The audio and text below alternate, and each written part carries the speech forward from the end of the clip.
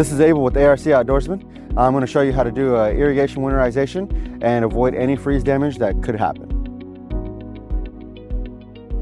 So first thing you want to do is find your main shutoff valve, or your main ball valve, typically in front of your house or near your water meter. The first thing you want to do is shut off your main shutoff valve here. You can see right now our valve is parallel to our piping. We're going to turn it perpendicular now. So now we're going to come over to the backflow. We're going to open these petcocks and drain the lines of your pressure, and then we're going to go ahead and put on your attachment to blow out your backflow. We'll start your timer and then start the compressor to blow all the air out of the system. So to do that, you'll need a couple of tools. You'll need a small flathead screwdriver, similar to this one. A lot of times we'll leave them with you whenever you have your new irrigation install, or as mentioned before, you can find this at any big box store. And then either you want to use a regular air chuck from an air compressor to blow the system out, or I like to actually just use the actual nozzle that goes on, that actually screws into here. It just makes for a much easier process. So now I'm going to show you what valves here that were open. Everything currently these are closed as they're perpendicular to the valve, and then these are open as they're parallel to the valve. So what we're going to do is we're going to open this up. That's exactly what you want to see. We'll give that just a minute, and then we'll close this one back up here. And then here is where you can either put in your blowgun in this particular area, or again, as I like to do, is just screw in the actual end of that blowgun, the connection to the air compressor. So now we're going to go ahead and do a manual test on all your zones on your controller here. And what that's going to allow us to do is run each valve and blow all the system out. So we'll go to test all stations. We'll bump this up to 5 minutes here. We'll hold this right arrow, and then we'll put it back on auto. And then we'll go back over to your backflow and connect the air compressor. Now again, if you can notice this arrow here pointing this way, that tells us that our water flows this direction.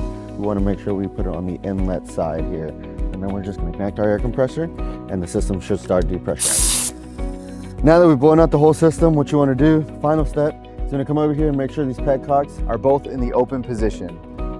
So that allows the ball valve to be slightly open and allow any moisture that might have been left in the system to seep out without any obstructions. And that's it. Your irrigation system is now winterized. So a couple of the reasons you may want to winterize your irrigation system, as you are well aware, water expands whenever it freezes. It could cause freezing in a lot of various points. For instance, your backflow being the main component that we're trying to protect here, that contains water, pressurized water, anytime the system is on. And what that will do is actually break the diaphragms and the plastic components inside of your system, or even some of your brass components in the backflow. If your system also is not winterized, there's a potential that each one of your valves inside your valve boxes could get some freeze damage from that pressurized system.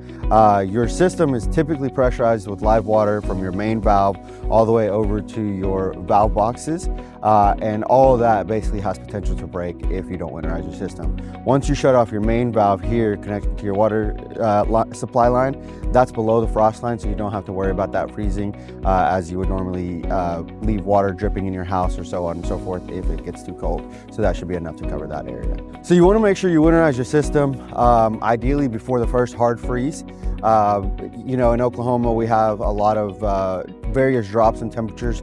So for instance, right now we're in the 1st of December, and we had a pretty good weather all through November, and it just started dropping to where right now we're going into the high 20s at night. So your system's still safe if we drop below temperature, below 32 degrees, but our main concern is that ground temperature. And as we start to hold those nightly temperatures below 20, below 30, that the irrigation system starts to become a real concern.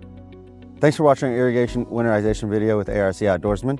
Make sure you save some money, save some troubles with a freezing irrigation system. And if you have any questions, call ARC Outdoorsman at 918-576-1502, or reach out to us online at ARC.